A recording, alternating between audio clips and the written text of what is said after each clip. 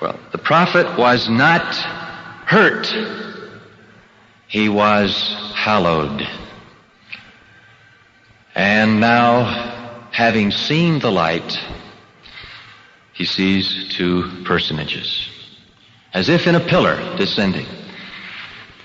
He saw eventually two personages, and one spoke and said, "This is my beloved Son."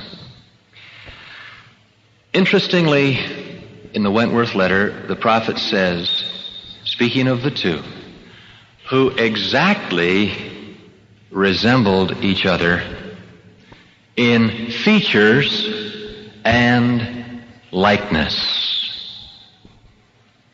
Notice, not just they resembled, they exactly resembled each other in features and likeness. My own guess as to his meaning is that we have here what on earth is familiar. We talk of a family resemblance, like father, like son. The master looked like his father.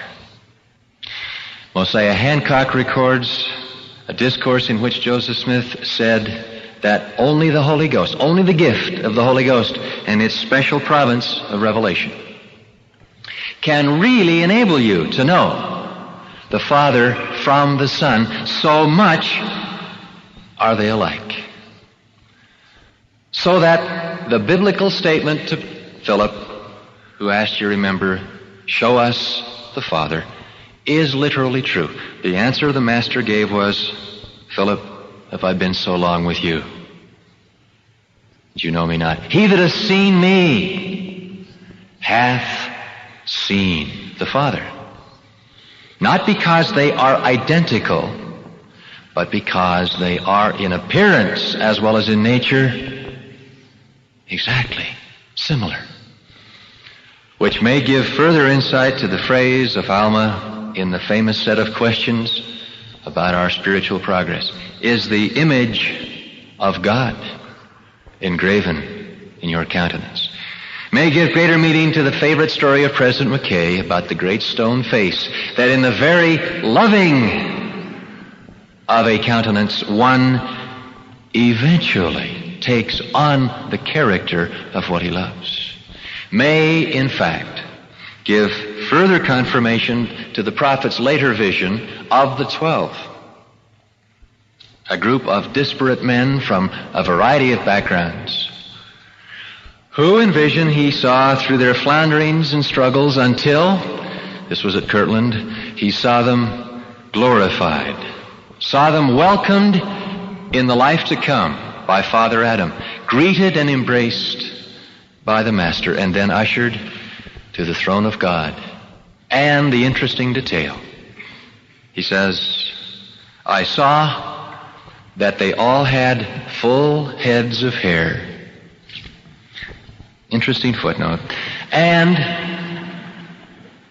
that they all looked alike. I don't know that that should be pushed to the point of saying they, the 12, had absolutely similar features, but in glory and bloom and beauty. And the prophet uses the word beauty to describe the glory of a resurrected man, not just woman. They were similar.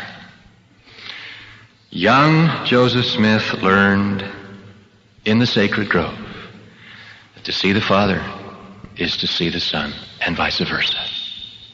There is a deeper point having to do with their relationship. For he is teaching in the 1840s, and I think it is but the extension of what he learned that morning, that the other statement of the Master, namely, I do nothing but what I have seen the Father do, has infinite implications. How could he have seen it? As a witness. President Joseph Fielding Smith replied, not as a witness, he saw it in vision. Christ was blessed before he entered mortality to see in vision what the Father had done before him. In a prior eon, if you will. And again, the relationship is exact.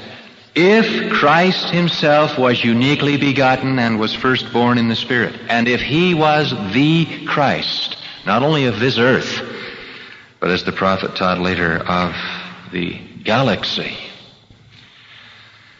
so before him was the Father himself a Redeemer, having worked out the salvation of a family of which he was a brother, not a father. Now this is deep water. It is drawn as a conclusion by Joseph Smith in his King Follett discourse.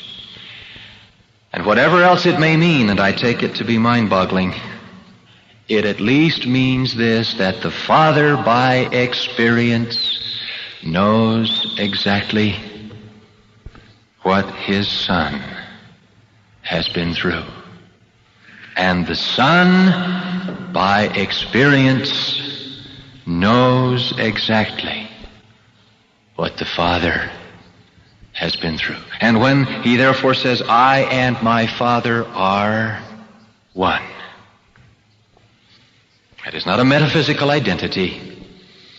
It is oneness of spirit, harmonic throbbings of love and insight that can only come in the patterns of eternal redemption. That too, in the mind of a 14-year-old, blossomed and grew.